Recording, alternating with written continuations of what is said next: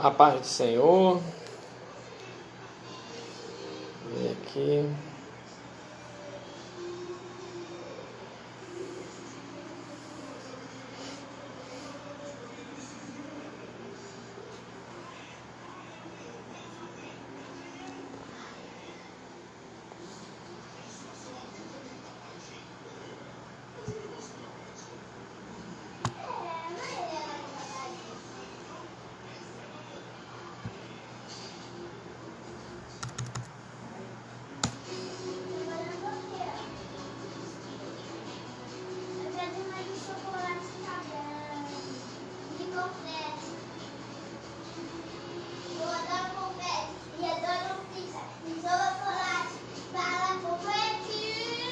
A paz do Senhor, Cosme. Seja bem-vindo. Tentando dar um tempinho para ver as pessoas aparecerem aí.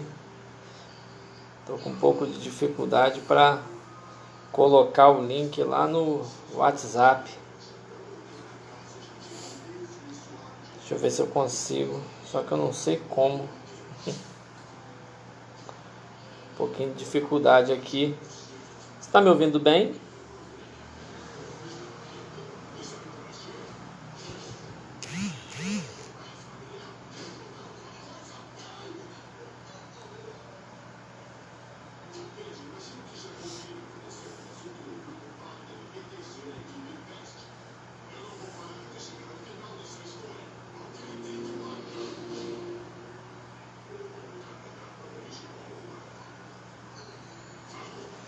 Tentando aprender ainda a lidar com essa ferramenta.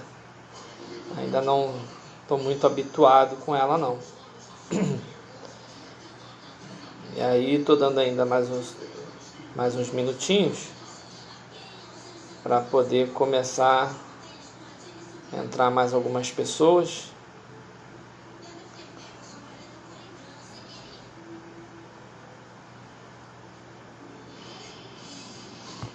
Para a gente começar a nossa live teológica aí, começar a falar do tema, né? Hoje o tema será o que é dispensacionalismo.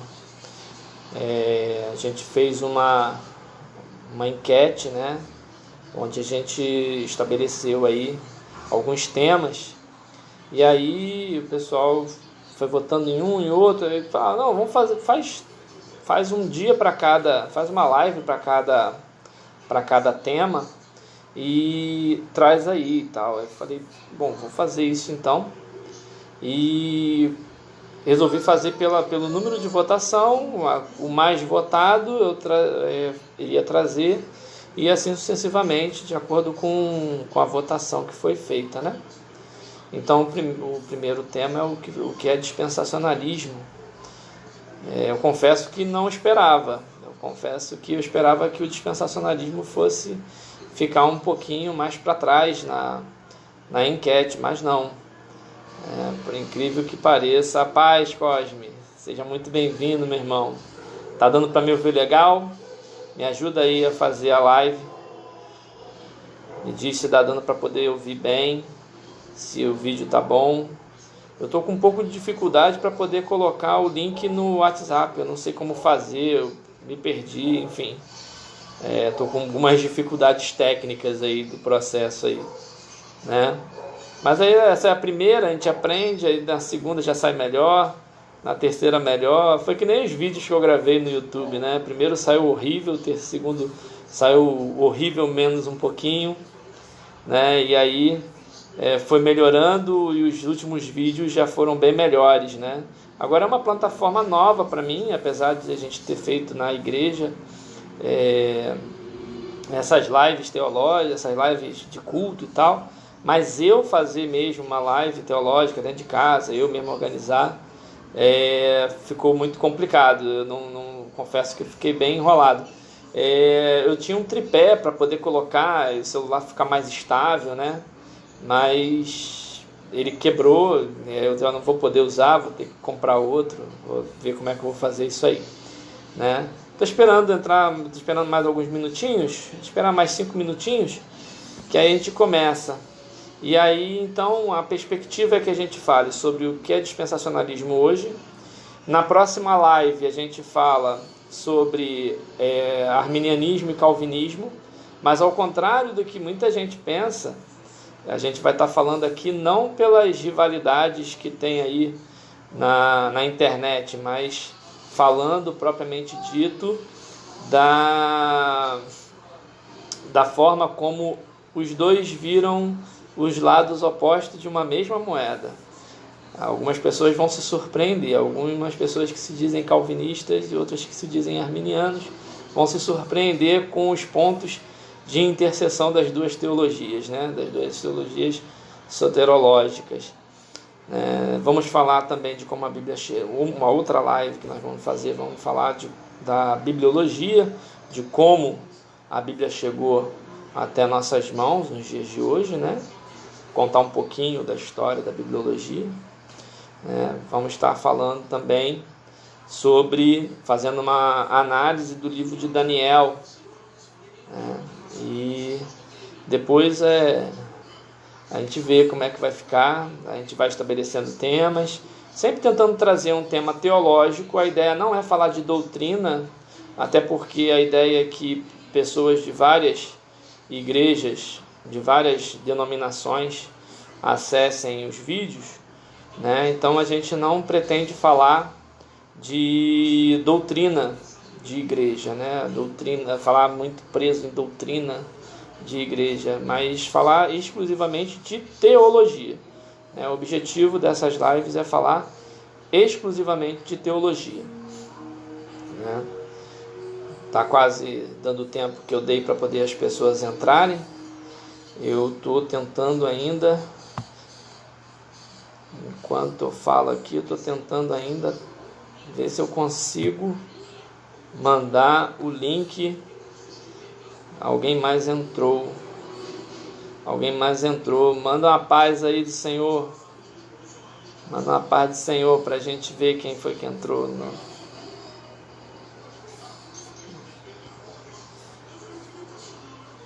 Temos 2 pessoas, o Cosme mais uma pessoa.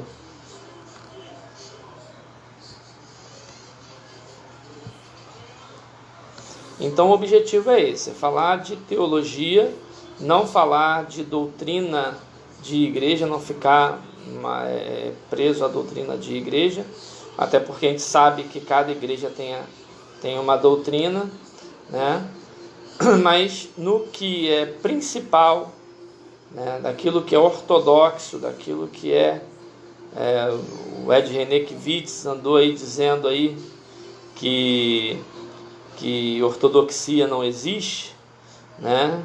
Mas na verdade na teologia existe uma ortodoxia, uma forma certa, né, de nós vermos as coisas. Então a ideia é essa, passar uma visão da teologia ortodoxa, né, sobre alguns temas. Hoje a gente vai falar sobre o que é dispensacionalismo. E aí então já temos aí 6 pessoas ao vivo aí. A paz do Senhor para todos, sejam todos muito bem-vindos.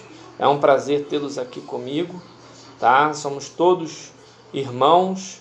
Eu não sei quais são as denominações que estão presentes aí, mas vamos começar então a falar sobre o que é o dispensacionalismo, né? Vamos então para o foco dessa live de hoje. Essa palavra, quando a gente fala dispensacionalismo, é muito comum a gente ver nas igrejas que existe uma certa popularidade desse modelo, né, desse modelo teológico. Legal, existe um ícone compartilhar no canto esquerdo do vídeo. Dá para compartilhar com o Zap. Canto esquerdo seria aqui na varinha de condão aqui, seria isso? Deixa eu ver. Não, aqui não é. Deixa eu ver. Eu não tô vendo. Sinceramente eu não tô vendo, Cosme. A paz, minha irmã Eliane, seja bem-vinda. A paz, Maria, seja bem-vinda também. Sejam bem-vindos. Bom, eu vou começar o vídeo, vou começar falando sobre o que é dispensacionalismo, né? E depois aí eu faço um curso com o Cosme para poder aprender a compartilhar no Zap aí o vídeo. Mas o pessoal tá pegando aí pelo Facebook, eu acho que já tá dando legal para as pessoas entrarem. Então vamos lá.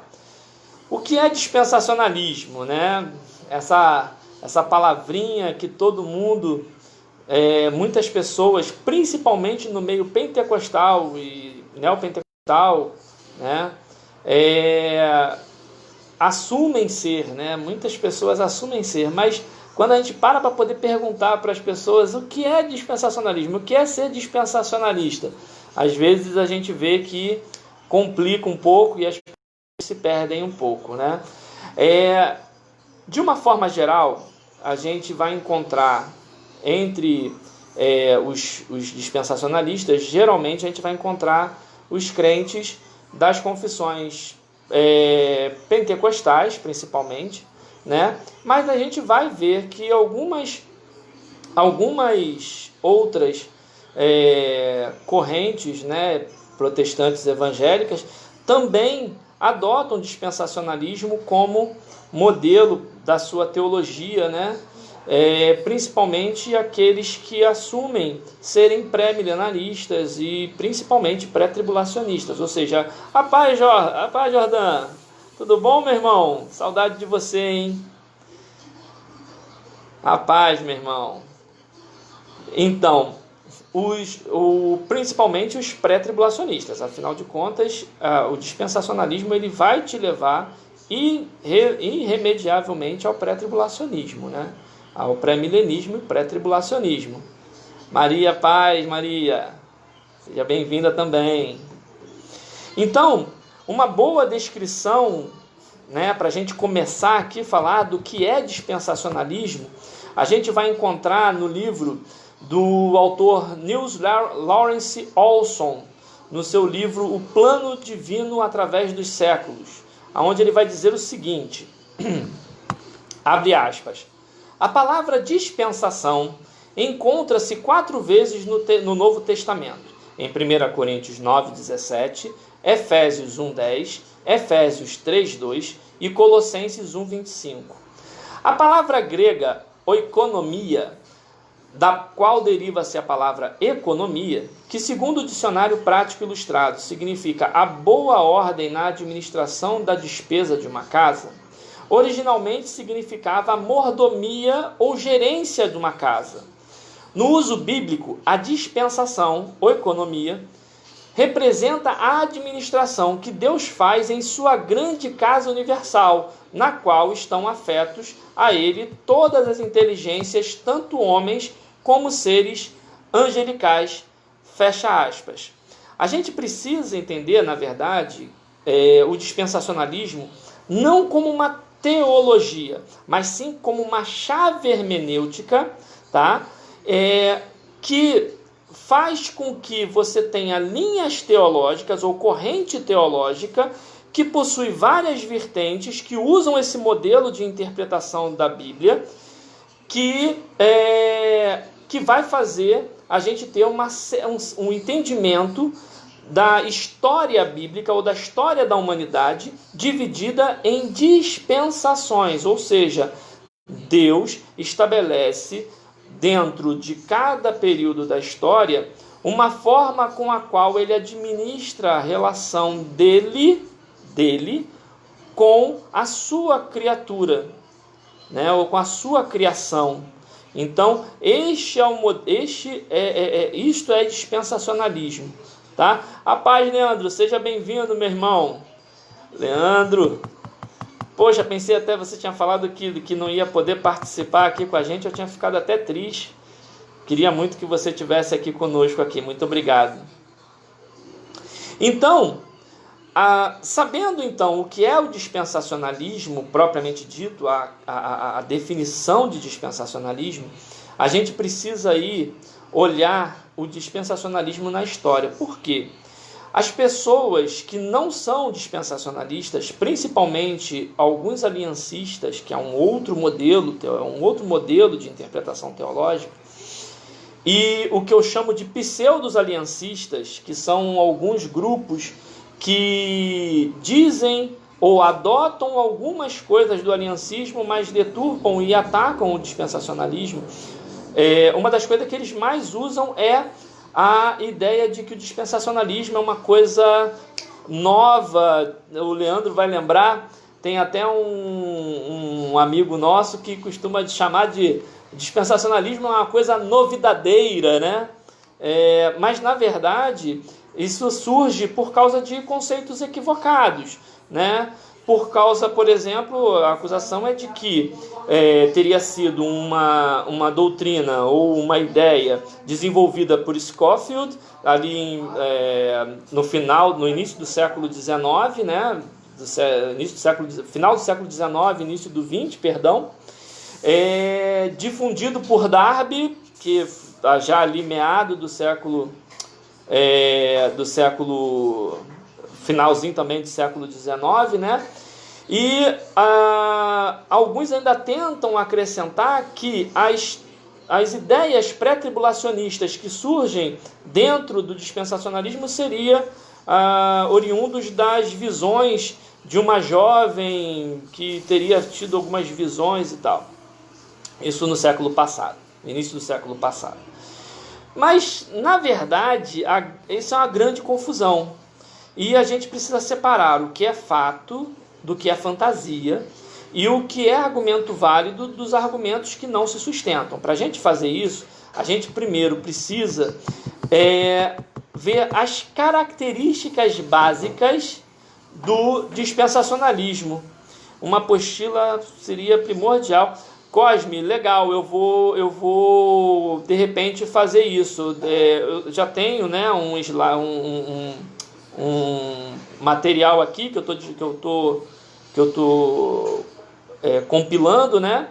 E de repente, nessa agora talvez não, mas nas próximas lives, de repente eu faço isso, eu disponibilizo uma apostila para poder as pessoas acompanharem. Posso fazer sim, de repente, porque eu preciso escrever, né? Então, para poder preparar a live, então, de repente eu posso fazer isso sim. Boa ideia, gostei. De repente é algo legal. Obrigado. Então, voltando ao que a gente estava falando, para poder a gente ver até onde essas acusações são verdadeiras, até onde essas acusações são falsas, a gente precisa ver, analisar primeiro, na minha opinião, analisar primeiro as características básicas do dispensacionalismo. Então, a primeira coisa que a gente precisa ver é como o dispensacionalismo vê a história humana, né? Então, a primeira coisa o dispensacionalismo ele divide a história, né? Em que forma? Em dispensações. Esse é um modelo de interpretação do texto sagrado que identifica as diversas formas de relacionamento que Deus estabeleceu com o homem em dispensações. Em outras palavras, conforme a história ia acontecendo, Deus, através do seu eterno propósito, estabeleceu uma forma de relacionamento com o homem. O modelo dispensacionalista entende que esta criação, que desde a criação, aliás, Deus estabeleceu suas dispensações, como na definição que a gente viu anteriormente lá do Olson, que diz a administração que Deus faz em sua grande casa universal, na qual estão afetos a ele todas as inteligências, tanto homens como seres angelicais. Em outras palavras, conforme a história vai avançando, Deus ia dispensando ao homem, ou dispensava ao homem, obrigações e deveres que norteava a relação entre o homem e Deus. Para poder a gente deixar isso mais claro, a gente consegue ver trazendo para as dispensações. Por exemplo, na dispensação da consciência, na dispensação da inocência, existe o quê? Uma ordenança negativa para várias ordenanças positivas. Na dispensação da consciência, nós vamos ver que começa a exigência dos sacrifícios. Na dispensação do governo humano, a ordem é o quê? povoar e se espalhar pela terra. Na dispensação da promessa, é a era patriarcal, onde começam a vir as promessas, né, ao homem. Na dispensação da lei, vem a lei mosaica. Na dispensação da graça, a era da igreja, a lei cumprida em Cristo, e tudo está nele. Na dispensação do milênio, o governo milenar de Jesus Cristo na terra. Quando a gente observa isso, fica muito claro que o modelo dispensacionalista faz uma divisão muito clara da forma de relação entre Deus e o homem. Tá? Por que o dispensacionalismo faz dessa forma? Enxerga a história bíblica dessa forma? É o segundo ponto, a segunda característica importante do dispensacionalismo, que faz o quê? Ela faz parte do grupo que é originário da escola histórico-gramatical. Historicamente, o modelo exegético de interpretação literal dos textos bíblicos, segundo William Farrar, no seu livro A História da Interpretação, é um livro antigo, de 1886, ele diz o seguinte: dificilmente se pode dizer que a interpretação da Escritura começou antes dos dias de Esdras. Na verdade, até seus dias, não podemos dizer quanto do Velho Testamento, em sua forma presente, era conhecida pela massa do povo judeu. O sistema mosaico de um período muito antigo parece não apenas ter caído em desuso, mas até mesmo ter sido totalmente esquecido. A gente precisa lembrar, fecha aspas, né? Quantas e quais são as dispensações? Existe um parênteses aqui, respondendo o Cosme. Existem vários modelos dispensacionalistas, tá? Vai desde 3 dispensações até absurdas 20 e tantas dispensações, tá? Mas os mais conhecidos são os de 3 dispensações, os de 5 dispensações e 7 dispensações. Mas o mais comumente usado é o de 7 dispensações. Se hoje for perguntar qual é o modelo dispensacionalista hoje, é o de 7 dispensações, esse que eu falei agora, citei acima. Dispensação da inocência, da consciência patriarcal, da lei, da graça, do milênio. Faltou do governo humano, perdão. Então fica da inocência, do conhecimento, do governo humano, patriarcal, da lei, da graça e o milenial. Tá? Esse é o modelo padrão que é utilizado hoje. 99% da literatura hoje trata esse modelo como modelo final do dispensacionalismo. Voltando ao que nós estamos falando sobre a interpretação, sobre a escola da interpretação histórico-gramatical, né? A gente precisa lembrar que nos tempos de Esdras, o povo que saiu do exílio, ele havia perdido a sua identidade, ele havia perdido o seu contato com a lei, o seu contato com Deus, seu contato com a sua própria história, né? Então,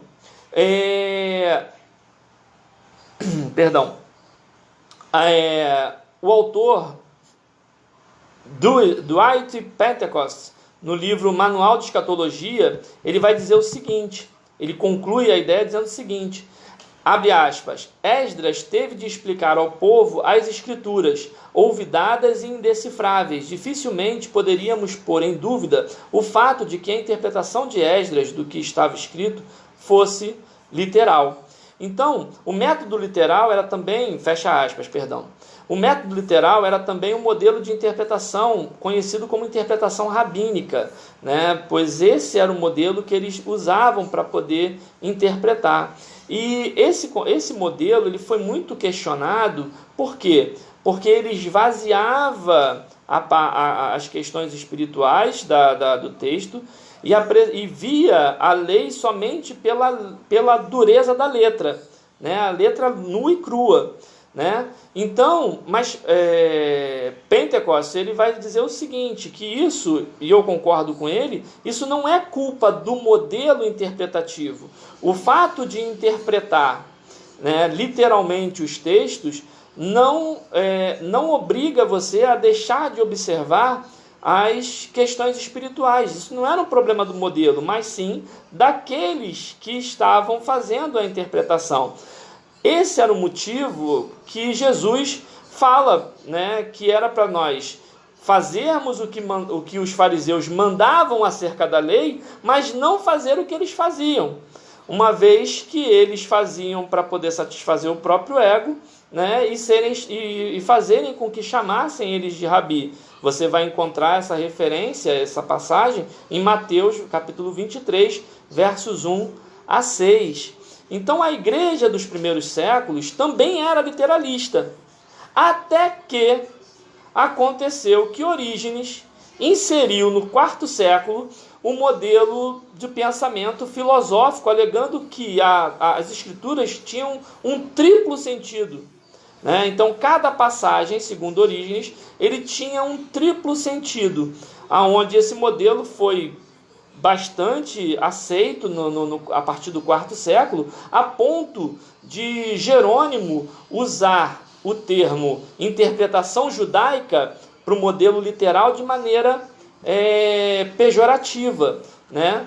Agora, é claro que o modelo de Orígenes não foi aceito por todos os pais da igreja, né?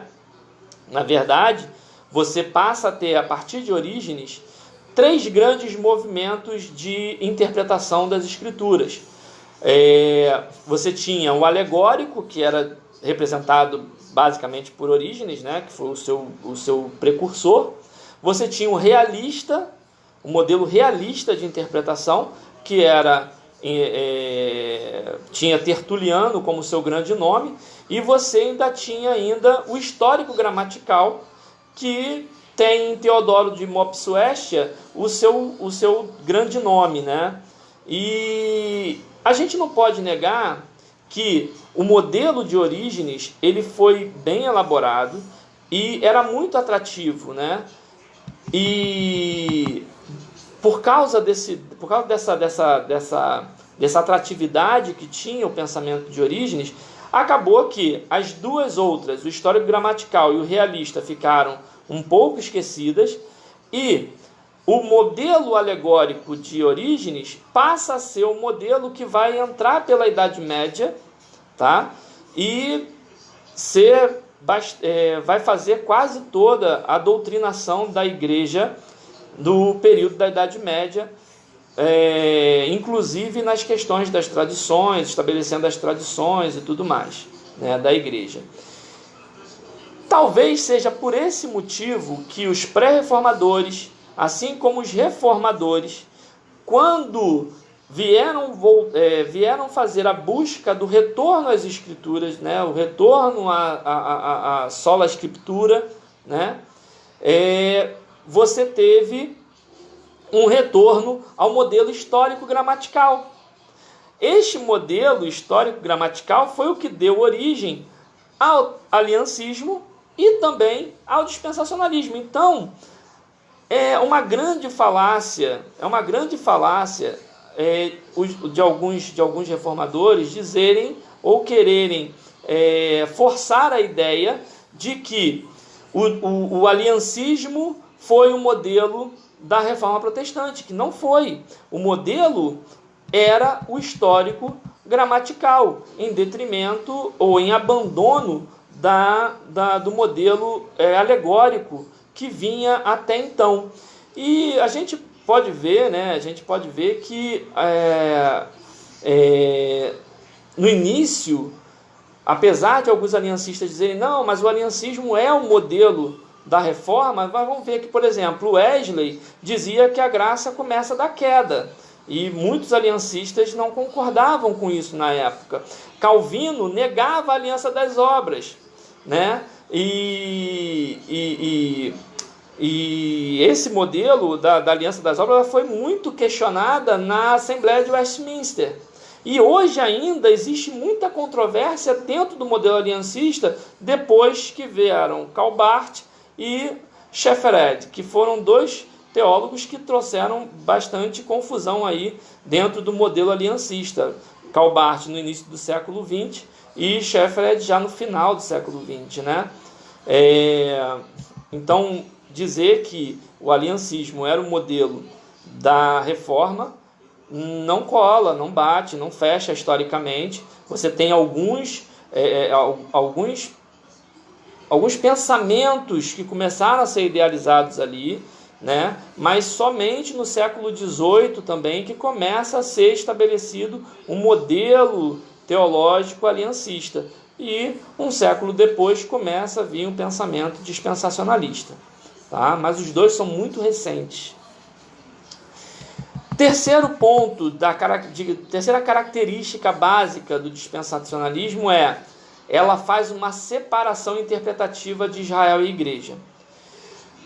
O modelo aliancista ele também é bastante literalista, tá? Ele também consegue identificar que existe uma certa diferença de tratamento no Antigo Testamento e no Novo Testamento em relação a algumas promessas feitas para Israel e algumas promessas feitas exclusivamente para a igreja.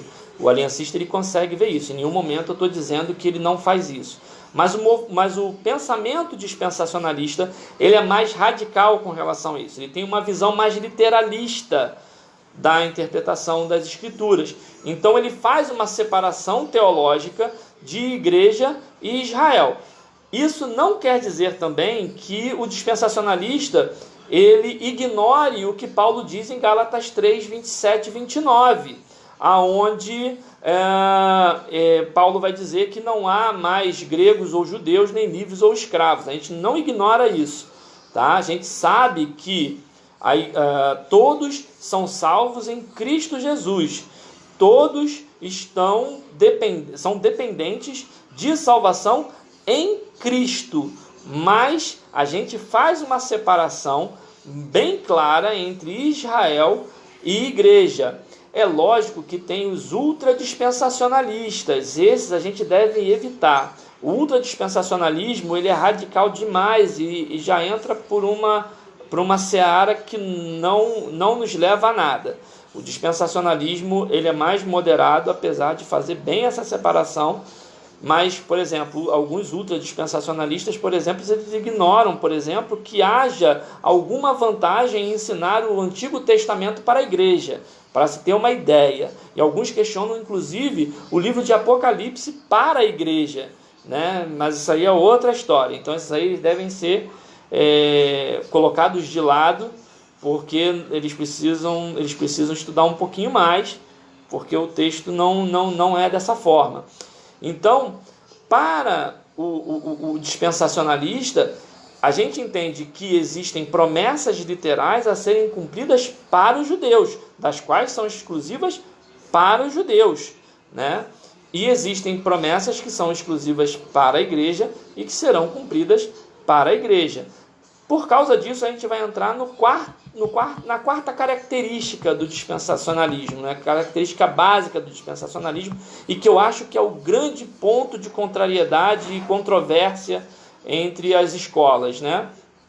Que é o dispensacionalismo é inevitavelmente pré-milenista.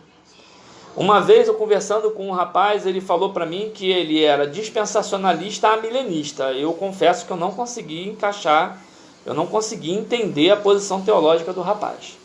Porque dizer que ele é dispensacionalista amilenista dói no coração.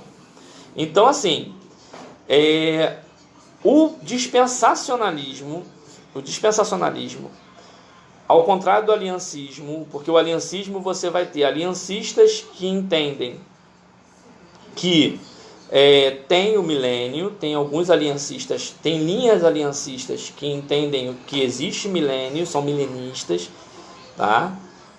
Mas é mais comum você ver o dispensacionalista assumir a posição milenista e mais pré-milenista, tá? O dispensacionalismo ele faz com que a gente tenha uma leitura milenista dos textos escatológicos. É inevitável. Isso se dá pela forma de entendimento literal das Escrituras. Argumentativamente, é inevitável a leitura literal das Escrituras e não nos levar ao modelo pré-milenista. Para vocês terem uma ideia como essa forma... para vocês entenderem como essa forma de pensamento, essa linha de raciocínio, ela é tão certa nesse sentido que o teólogo amilenista, tá?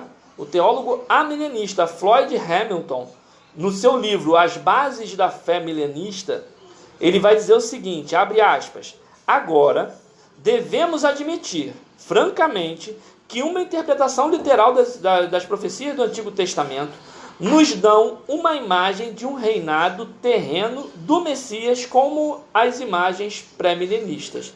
Fecha aspas. Ou seja, os amilenistas, eles fazem uma leitura menos literal das Escrituras e eles negam a existência de um governo milenista, um governo milenar de Cristo na Terra. Eles entendem de uma forma mais alegórica, tá? Mas mesmo eles, os teólogos mais envolvidos nessa discussão, eles admitem que uma leitura literal das profecias do Antigo Testamento nos leva invariavelmente à visão pré-milenista, tá? Então, assim, se quem está me vendo, quem está me assistindo, entende que é dispensacionalista e não tem certeza, não tem convicção do pré-milenismo, é bom começar a avaliar e estudar um pouquinho mais as questões, porque é inevitável. É um raciocínio lógico, uma linha que nos leva diretamente a esse pensamento. Tá? O dispensacionalismo ele não tem variação nesse ponto. O dispensacionalismo ele não tem variação. Ele vai ter uma variação, mais ou menos, na questão do arrebatamento. Que a maioria dos dispensacionalistas, a maioria esmagadora dos dispensacionalistas, são pré-tribulacionistas. Eu vou falar um pouquinho mais disso na frente. Mas não é incomum você encontrar alguns dispensacionalistas que sejam pós-tribulacionistas ou mesotribulacionistas. Dá um pouquinho de confusão, mas isso não quer dizer que eles não tenham que ser pré-milenistas. Eles têm que ter o pensamento pré-milenista. O dispensacionalismo ele vai para essa linha, não tem jeito, não tem para onde correr. Bom, então, entendidas essas 4 características básicas do dispensacionalismo, a gente pode avançar então para a história da interpretação, né? A história do modelo interpretativo. Então, como a gente viu anteriormente, a igreja primitiva seguia o modelo interpretativo literalista, tá? Como faziam os judeus, dos quais Paulo fazia parte, dos quais Paulo, que pregavam gentios, utilizava. Paulo era literalista também, tá? Falando exclusivamente da igreja do primeiro século, aí eu estou falando só da igreja do primeiro século, ali a igreja de Atos dos Apóstolos. Ela era milenarista e alguns arriscam dizer que ela era também pré-tribulacionista. Baseados em quê? Baseado que a visão dos irmãos do primeiro século era muito radical, né, quanto à iminência da volta de Cristo. Precisando Paulo exortar a igreja de Tessalônica, né, a voltarem, a não deixarem, aliás, as suas vidas, né, não viverem de maneira dissoluta, né, esperando a volta de Cristo, mas que eles continuassem vivendo a sua vida porque eles não sabiam o tempo em que viria a ocorrer o retorno de Cristo. Você pode ver isso lá em 2 Tessalonicenses. Normalmente a gente separa o capítulo 3, versos 1 a 16, mas eu indico que você leia também o capítulo 2, para poder entender do que Paulo está falando, e o capítulo 3, para poder fechar a ideia. Então você vai ver que havia uma ideia de que Cristo, a iminência da volta de Cristo, ela era para aqueles dias, era para qualquer momento daqueles dias. Eles tinham essa certeza, né? E essa iminência da volta de Cristo fez com que muitas pessoas abandonassem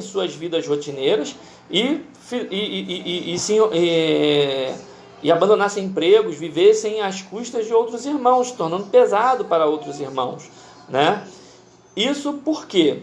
Porque eles entendiam que teria uma volta de Cristo, eles seriam, alguns vão entender, né? E eu sou um desses que entendo que eles entendiam que haveria um arrebatamento já naquele período e começaria o governo milenar, né? Mas Paulo ele fala para eles, olha, para poder acontecer o reinado milenar, primeiro é necessário que o iníquo se revele, é necessário que venha o iníquo, né? Então, isso era a questão do milênio. A questão da posição pré-tribulacionista da igreja do primeiro século, na minha concepção, e aí eu vou falar como dispensacionalista, fica muito claro quando a gente lê 1 Coríntios 15, versos 50 a 58, combinado com 1 Tessalonicenses, capítulo 4, versos 16 e 17, onde a gente pode observar que para os coríntios, Paulo vai falar o quê? Que ante a última trombeta, num abrir e fechar dos olhos, seremos transformados. Já para os tessalônicos, Paulo vai falar o quê? Que com a trombeta de Deus, os que morreram com Cristo serão ressuscitados e os que ficarem vivos serão arrebatados. Para a gente entender do que Paulo estava falando, a gente precisa saber qual é a última trombeta, de que trombeta é essa que Paulo está falando. E para isso a gente precisa abrir Apocalipse, capítulo 11, versos 15 a 19, aonde o Senhor revela a João ali o julgamento do Senhor, o começo do julgamento do Senhor sobre as nações.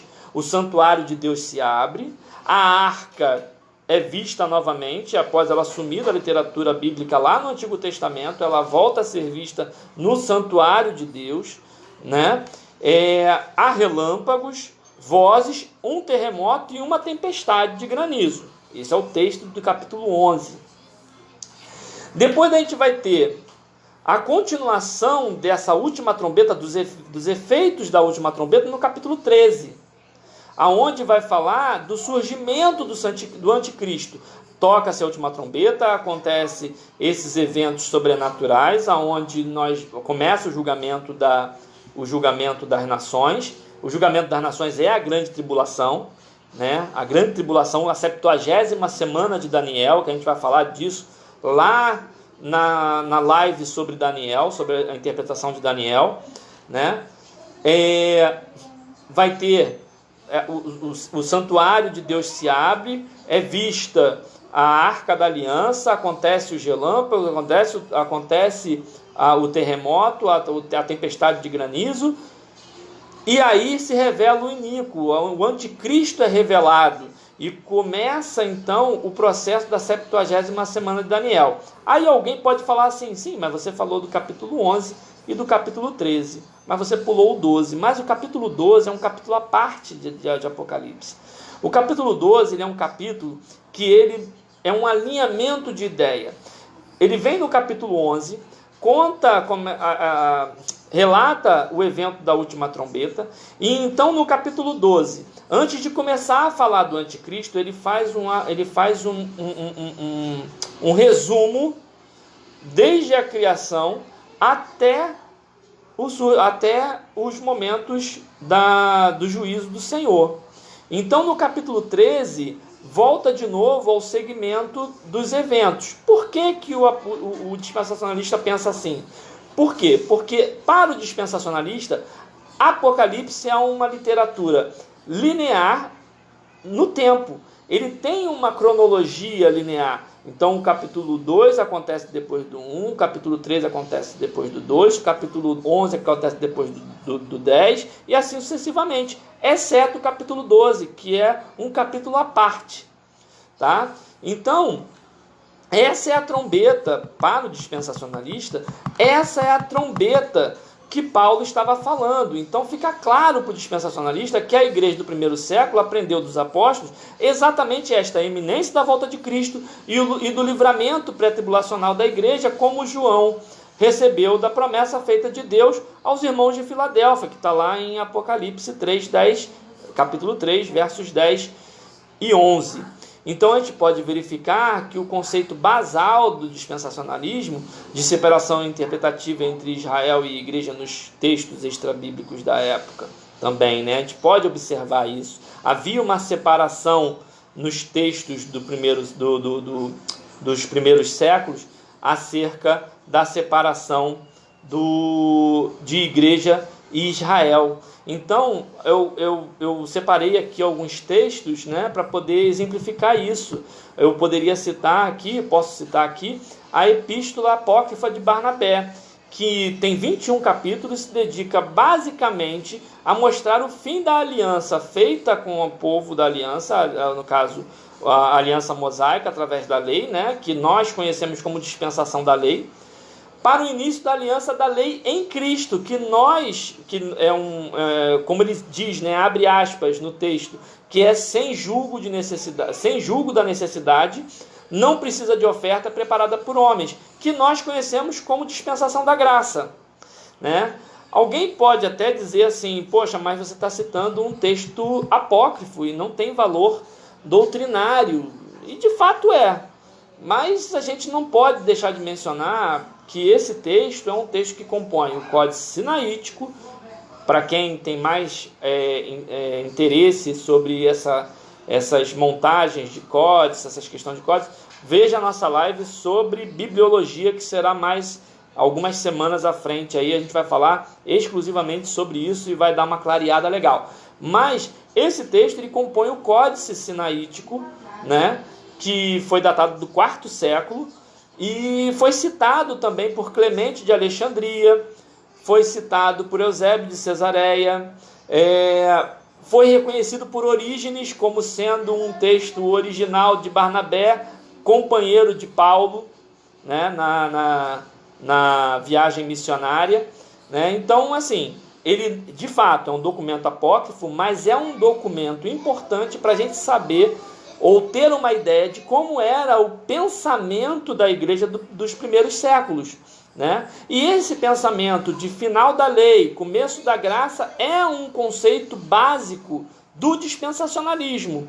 Então, não estou dizendo que Paulo era dispensacionalista, ou que os apóstolos eram dispensacionalistas, ou que os pais da igreja eram dispensacionalistas. Não, mas as bases do dispensacionalismo estavam lá atrás. Assim como as bases do aliancismo também, porque os dois têm a mesma raiz do modelo histórico gramatical. Lembra que eu falei disso lá em cima? Então vamos lá, vamos continuar. Um outro texto muito legal sobre isso, a gente vai encontrar no texto de Justino Marte, que é do II século, né, que diz o seguinte em Diálogo com Trifão, no capítulo 92, ele vai dizer o seguinte, abre aspas, suponhamos que vos fosse proposta a seguinte questão: por que Enoque, Noé, com seus filhos e outros semelhantes a eles, tendo sido gratos a Deus, sem terem nascido na circuncisão e guardado os sábados, teria Deus que exigir, depois de tantas gerações, que os homens se justificassem através de outros dirigentes e de outras legislações, desde Abraão até Moisés, por meio da circuncisão, e desde Moisés, fora da circuncisão, por outras ordens, como os sábados, os sacrifícios, as cinzas e as ofertas? A única resposta que tendes será demonstrar, como eu fiz antes, que Deus, por ser presciente, soube que o vosso povo um dia mereceria ser expulso de Jerusalém e que a ninguém seria permitido nela entrar. E nem mesmo a Abraão Deus lhe deu testemunho por ser justo por causa da circuncisão, mas por causa da fé. Porque antes de ser circuncidado, assim foi dito sobre ele: Abraão creu em Deus e lhe foi reputado como justiça. Também nós, portanto, que cremos em Deus por meio de Cristo, no prepúcio da nossa carne, e possuímos uma circuncisão que é vantagem para aqueles que a possuem, isto é, a circuncisão do coração, esperamos aparecer justos e gratos a Deus, pois já recebemos o seu testemunho por meio de seus profetas. E por que a gente não pode citar os textos de Paulo em 1 Coríntios 9:17, Efésios 1:10, Efésios 3:2 e Colossenses 1:25. Vamos citar eles. Mas aqui eu preciso dizer que existem algumas teologias de conveniências, tá? Que usam um argumento aqui terrível, que é o argumento do ele escreveu, mas não é o que ele queria dizer. Esse argumento ele é muito cruel, porque ele te tira qualquer contra-resposta, qualquer resposta para essa questão. Porque, tipo assim, alguns, só para poder servir de exemplo, eu sou tricotomista. Eu acredito que o homem ele é tripartido, ele é composto de corpo, alma e espírito. Isso por quê?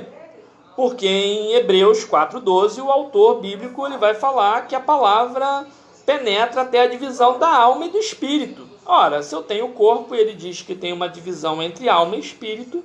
Ora, eu tenho corpo, alma e espírito. Os tricotomistas assumem esse texto como suficiente. Inclusive é a única passagem que vai falar dessa forma. Tá? As demais você vai falar em corpo e espírito, corpo e alma. Mas falar em espírito e alma só em Hebreus 4:12. Mas muitos dicotomistas eles vão usar o argumento de que o autor de Hebreus não quis dizer isto de fato.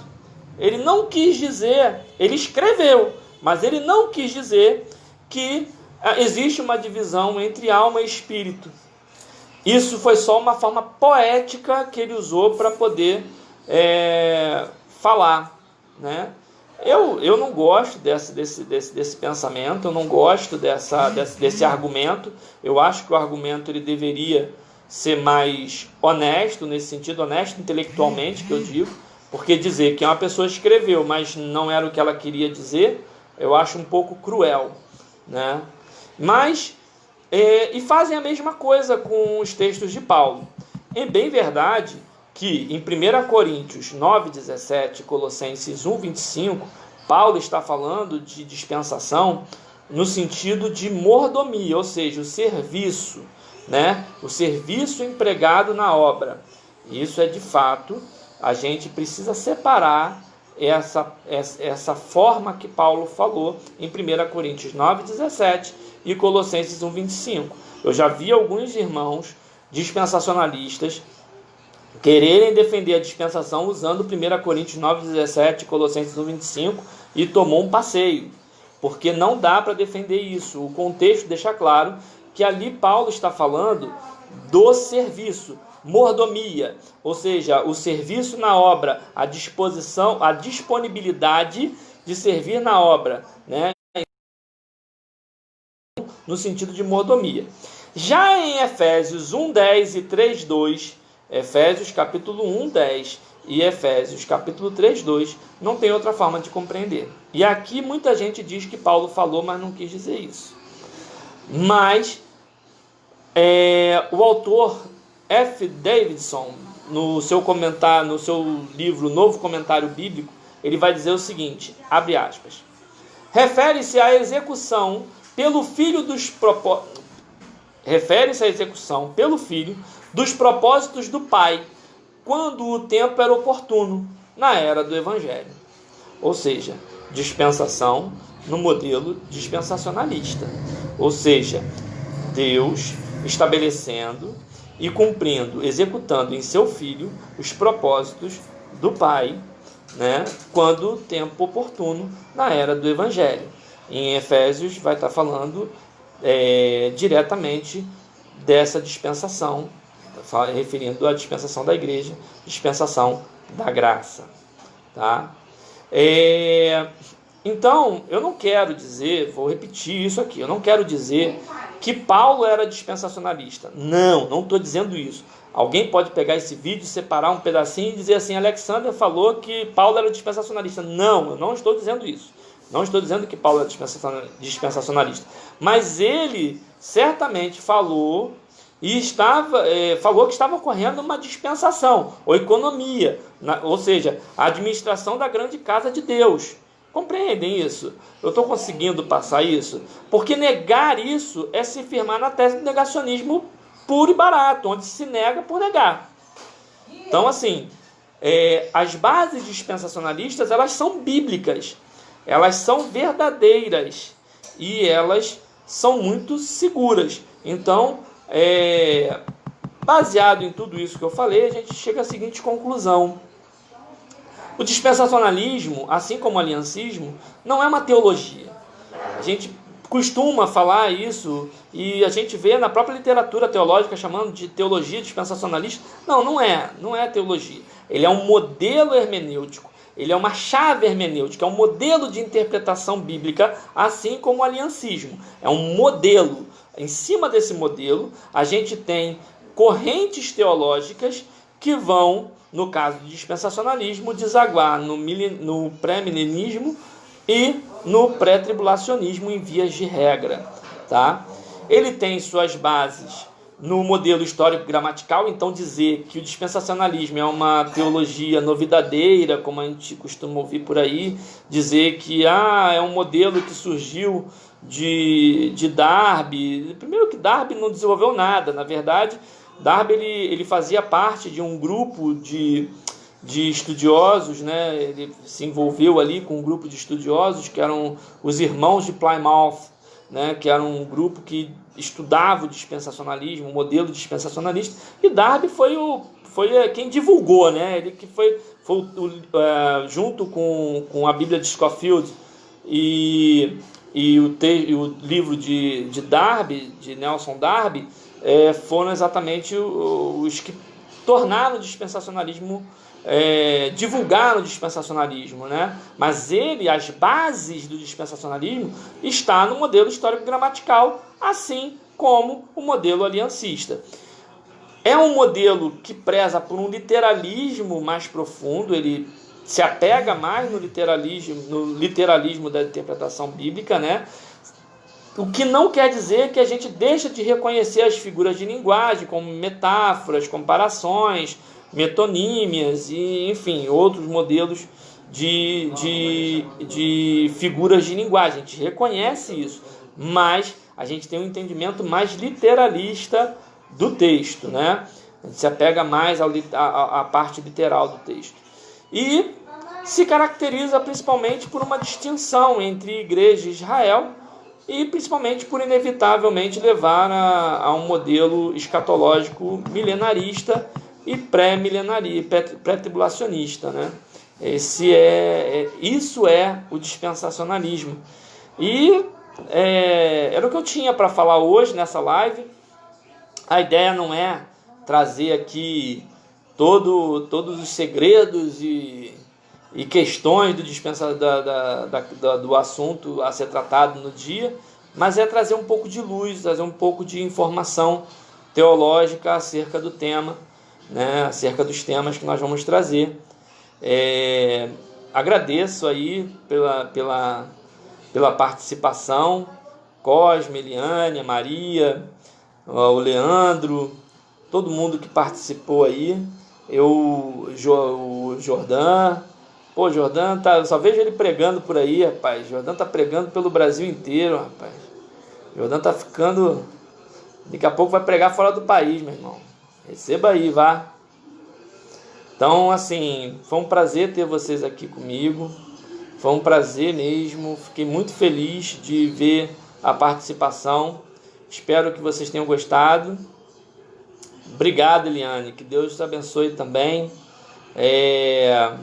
Eu sou muito feliz de estar podendo fazer esse trabalho e eu vou organizar melhor para poder não ficar tão corrido. Hoje acabou que eu atrasei um pouco, mas graças a Deus consegui entrar dentro de um tempo razoável, mas vou combinar com a minha esposa aqui para poder a gente fazer numa data melhor, onde as pessoas consigam participar mais.